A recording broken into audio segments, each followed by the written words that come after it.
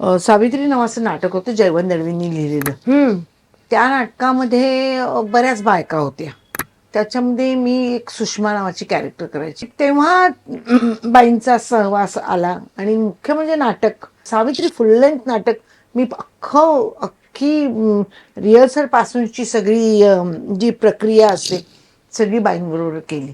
मी त्याच्यामध्ये सावित्रीमध्ये जी कॅरेक्टर करायची ना ते 40 ते 55 असं त्याचा स्पॅन होता. 15-16 वर्षांचा स्पॅन होता त्या कॅरेक्टरचा.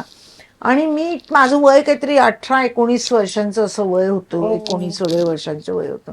मला काय त्या म्हणायचं ते कळायचंच नाही. असं काय बोलतात या काय सांगतात काय नक्की उभं कसं राहायचं.